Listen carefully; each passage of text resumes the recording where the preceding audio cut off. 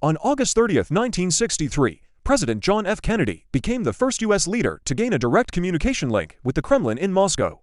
The so-called Hotline was created to allow fast, secure contact between the president and the Soviet premier. The system was a direct response to the Cuban Missile Crisis of October 1962, when the U.S. and the Soviet Union came perilously close to nuclear war. At the time, slow and cumbersome methods, telegrams, and radio transmissions hampered the exchange of critical information. Messages often took hours to deliver, increasing the danger of miscalculation.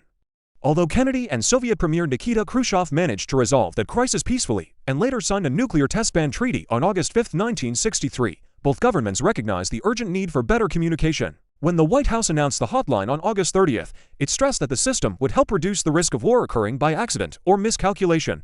Unlike earlier methods, the new arrangement allowed leaders to communicate within minutes, 24 hours a day, 7 days a week, though it was reserved strictly for emergencies rather than routine business. A report in the New York Times explained the process. Kennedy would speak to the Pentagon by phone, where operators would type the message into a teletype machine, encrypt it, and transmit it to Moscow.